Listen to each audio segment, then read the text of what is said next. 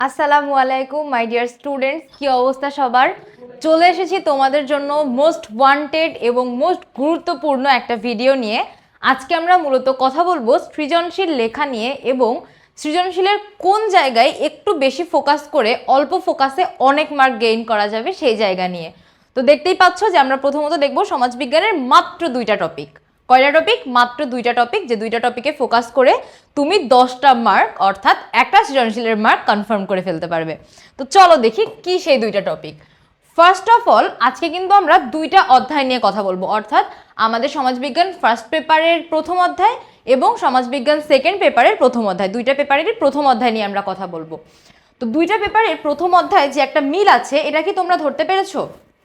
দুইটা পেপারের প্রথম অধ্যায়তেই কিন্তু সেকেন্ড পেপারে যেমন তোমার বলেছে তোমার দেশের ভিতরে সমাজবিজ্ঞানের প্রসার সম্পর্কে, বিকাশ সম্পর্কে, তোমার দেশের পরিপ্রেক্ষিতে যে হচ্ছে সমাজবিজ্ঞানের পথিকৃৎ বা প্রতিষ্ঠাতা বলো, এরপরে কিভাবে আমাদের দেশে বিশ্ববিদ্যালয়গুলোর মাধ্যমে সমাজবিজ্ঞান একটা আলাদা সাবজেক্ট হিসেবে প্রতিষ্ঠা পেয়েছে, এই ধরনের কথাবার্তা। এবার আমাদের প্রথম পত্রের কথা যদি বলো, সমাজবিজ্ঞান প্রথম পত্রের প্রথম অধ্যায়ে আমরা পেয়েছি মূলত সমাজবিজ্ঞানের দুইটা কথা।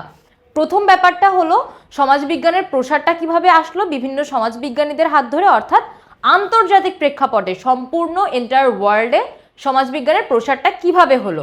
এবং সেকেন্ড টপিকটা ছিল হচ্ছে সমাজবিজ্ঞান হলো একটি সামাজিক বিজ্ঞান এবং সামাজিক বিজ্ঞানের অন্যান্য শাখাগুলোর সাথে সমাজবিজ্ঞান কিভাবে রিলেটেড বা সমাজবিজ্ঞানের অন্যান্য শাখাগুলোর সাথে সম্পর্ক কিরকম।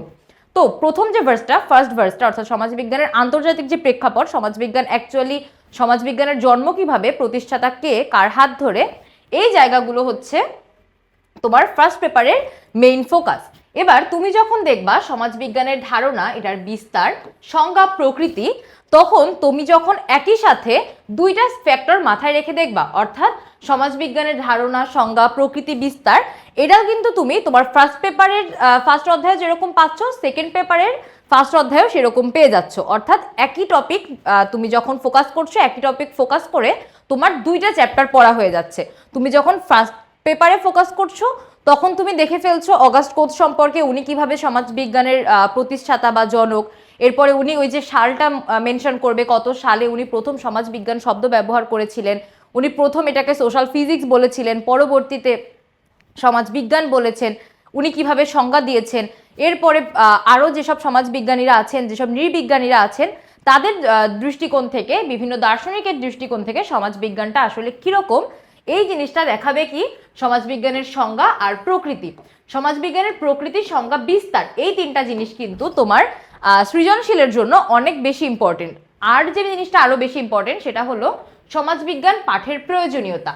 এই টপিকটা তুমি যেমন তোমার হচ্ছে ফার্স্ট পেপারে ফার্স্ট অধ্যায়ও পাবে, তোমার সেকেন্ড পেপারে সেকেন্ড অধ্যায়ও কিন্তু তুমি এই জিনিসটা পেয়ে যাবে যে সমাজবিজ্ঞান পাঠের যে প্রয়োজনীয়তা, অর্থাৎ আমরা কেন সমাজবিজ্ঞান পড়বো, আমাদের পড়ার দরকারটা কি, আমাদের সমাজবিজ্ঞান পড়ে যে রিয়েল লাইফ ইমপ্লিমেন্টটা আছে সেটা কিভাবে আমরা মাঠ পর্যায়ে কাজে লাগাতে পারবো, কিভাবে তথ্য উপাত্ত জড়ো করে আমরা আসলে আমাদের সমাজের স্ট্রাকচারটা দাঁড় করিয়ে ফেলতে পারবো, এই জিনিসগুলো দেখতে কিন্তু আমাদের সমাজবিজ্ঞান কাজে লাগবে। অর্থাৎ এই রিলেটেড কথাবার্তা তোমাকে বলতে হবে। আর একটা জিনিস কি, বিকাশ ধারা। দেখো বিকাশ ধারাও কিন্তু তোমার যে আন্তর্জাতিক প্রেক্ষাপট বলো কিংবা যে তোমার দেশের প্রেক্ষাপট, দুই দিক থেকেই তোমার দেখতে হবে। অর্থাৎ তুমি যখন অগাস্ট কোচ এবং হচ্ছে কার্ল মার্কস, উনাদের দৃষ্টিভঙ্গি থেকে যখন তুমি সমাজবিজ্ঞানের বিকাশ ধারা দেখবে, তখন এই যে সালটা তুমি যখন মেনশন করছো তোমার এই যে 1939, এইটা কিন্তু তুমি দেখছো কি আন্তর্জাতিক প্রেক্ষাপট থেকে। এরপরে তুমি যখন ডক্টর নাজমুল করিমের যখন উনার প্রেক্ষাপট থেকে দেখবে,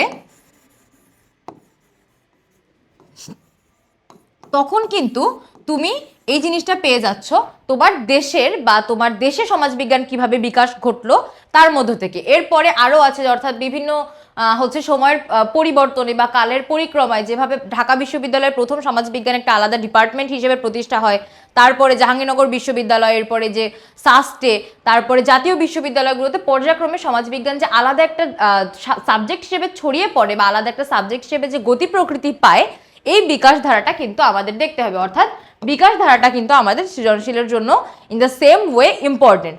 আশা করি আমি তোমাদেরকে বোঝাতে পেরেছি।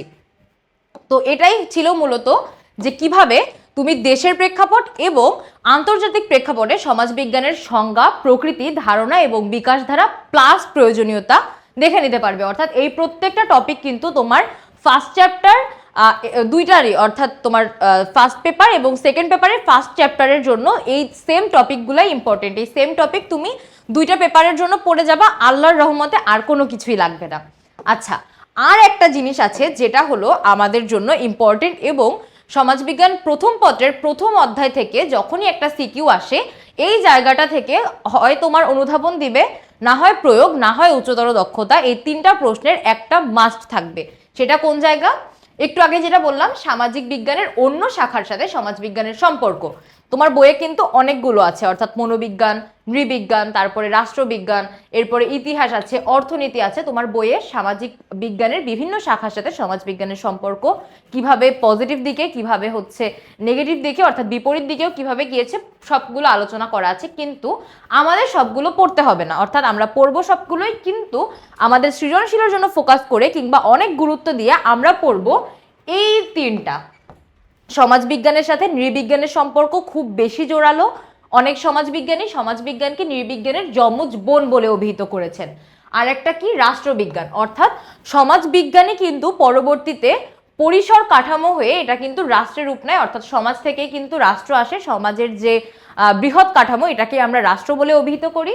এজন্য আমাদের সামাজিক বিজ্ঞানের রাষ্ট্রবিজ্ঞানের সাথে সমাজবিজ্ঞানের যে সম্পর্ক, এটা আমাদের দেখতে হবে। আরো ইম্পর্টেন্ট হচ্ছে ইতিহাস। অর্থাৎ ইতিহাস হলো সমাজবিজ্ঞানের অতীত রূপ বা প্রাচীন রূপ। ইতিহাস পড়ার মাধ্যমে আমরা কি জানতে পারি? যে আগেকার দিনে সমাজের অবস্থা কেমন ছিল, এবং তার সাথে তুলনা করে আমরা দেখতে পারি বর্তমানে আমরা কতটা এগিয়ে আছি, কিংবা আমাদের আরো কোন কোন ক্ষেত্রে এগিয়ে থাকা দরকার। তো মোটামুটি এই সমস্ত জিনিসগুলাই ছিল তোমার মূলত এই দুইটা জায়গা থেকে ফোকাস করার, অর্থাৎ সৃজনশীলে ফোকাস করার জায়গা। এবার আসো তোমাদের জন্য কিছু গুড নিউজ দেই। তোমাদের জন্য এডুকেশন অ্যারেঞ্জ করেছে টেস্ট পেপার সলিউশন ব্যাচের। টেস্ট পেপার সলিউশন ব্যাচটা আসলে কেন দরকার? নিজেরাই তো টেস্ট পেপার সলিউশন করে ঘরে বসে অনেক পড়ে ফেলতে পারবা, তাই না?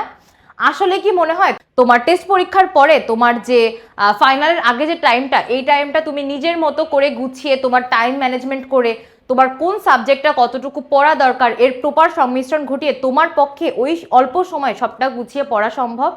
অ্যাজ আ স্টুডেন্ট যেহেতু তোমাদের সময়টা পার করে এসেছি, আমি বলতে পারবো এবং এতটুকু গ্যারান্টি তোমাকে আমি দিতে পারবো যে যদি সবটা তোমার উপরে ছেড়ে দেওয়া হয়, তোমার কিন্তু একটা হিমশিম টালমাটাল অবস্থা হয়ে যাবে।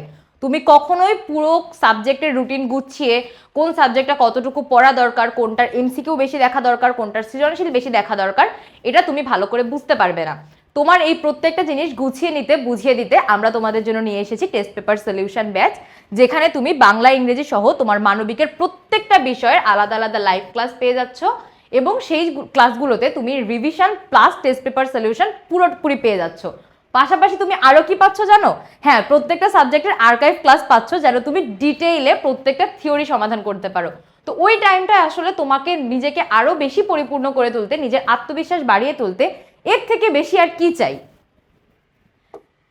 আর যাদের মনে করছো যে গ্রুপ সাবজেক্ট রিলেটেড হচ্ছে কোনো দুর্বলতা নাই, বা শুধুমাত্র বাংলা ইংরেজি আইসিটিতে ফোকাস করা দরকার, তাদের জন্য সমাধান আছে। অর্থাৎ তুমি চাইলেই শুধুমাত্র বাংলা, ইংরেজি এবং আইসিটি কোর্সে এনরোল করে ফেলতে পারো। সেক্ষেত্রে তোমার যদি অন্য সাবজেক্টগুলো গুছানো থাকে আগে থেকেই, তোমার জন্য সুবিধা হবে শুধুমাত্রই শেষ মুহূর্তে বাংলা, ইংরেজি এবং আইসিটি প্রিপেয়ার করতে।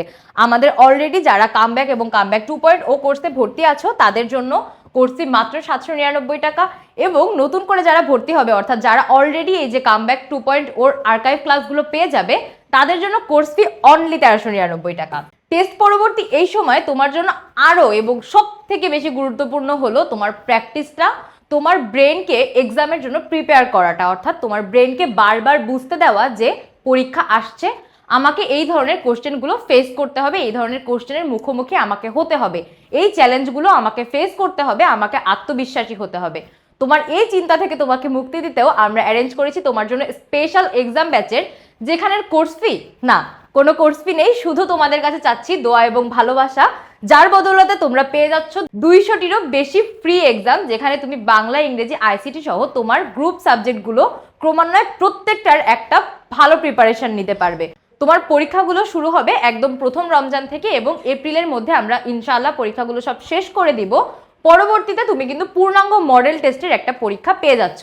তো এই প্রত্যেকটা জিনিস যখন গুছিয়ে তোমার হাতে আমরা তুলে দিচ্ছি এবং সম্পূর্ণ ফ্রিতে, তখন আর কিসের দেরি করছো, আর কিসের চিন্তা ভাবনা করছো বলো তো? মানবিকের স্টুডেন্টরা যারা আরো একটু এগিয়ে আছো নিজের এইচএসসি একাডেমিক পড়াশোনা নিয়ে, অর্থাৎ তোমাদের মধ্যে কিছু আছোই যারা হচ্ছে সবসময় নিজের একাডেমিক চিন্তা ভাবনা থেকে একটু এগিয়ে গিয়েছো, বাংলা ইংরেজি আইসিটি এগিয়ে, গ্রুপ সাবজেক্টগুলোও এগিয়ে ফেলেছো, তাদের এখন সময় কিন্তু বসে থাকার না কিংবা অলস কাটানোর না। যেহেতু তুমি এগিয়ে গিয়েছো, অতএব তোমার এখন সময় তোমার বিশ্ববিদ্যালয়কে ফোকাস করে পড়াশোনা শুরু করার। তোমাদের জন্য সমাধান হচ্ছে এখন প্রি অ্যাডমিশন ব্যাচের, যেখানে তুমি তোমার গ্রুপ সাবজেক্টগুলো, অর্থাৎ তুমি কিন্তু এখানে দুইটা ক্যাটাগরিতে তুমি ক্লাসগুলো পেয়ে যাচ্ছ। তোমার এইচএসসি এর আগে তুমি এইচএসসি ফোকাস করে বাংলা ইংরেজি এবং সাধারণ জ্ঞানের 30টি লাইভ ক্লাস পেয়ে যাচ্ছ। পরবর্তীতে তোমার এইচএসসি পরীক্ষা শেষ হওয়ার পরেও কিন্তু তুমি পেয়ে যাচ্ছ বাংলা ইংরেজি, ইংরেজি টেক্সট বুক, আইসিটি, সাধারণ জ্ঞান, অর্থনীতি রিলেটেড একদম লাইভ ক্লাসগুলো, যেগুলো তুমি এইচএসসি এর পরে শুরু করবে। অর্থাৎ তোমার অ্যাডমিশনের জন্য একদম পূর্ণাঙ্গ গোছানো একটি প্রস্তুতি। এছাড়াও সায়েন্সের বাচ্চাদের জন্য আছে এক্সাম ব্যাচ, যেখানে সেম ওয়েতে তোমরাও এক্সামগুলোতে অ্যাটেন্ড করতে পারবে। এবং কমার্সের বাচ্চাদের হতাশ হওয়ার কিছু নেই, তোমাদের জন্য আছে এক্সাম ব্যাচ, যেখানে একদম মানবিকের মতো সেম ওয়েতে নিজেদের গ্রুপ সাবজেক্ট প্লাস বাংলা ইংরেজি আইসিটির প্রত্যেকটা সাবজেক্টে এক্সাম দিয়ে একদম নিজেকে পরিপক্ক করে তুলতে পারবে।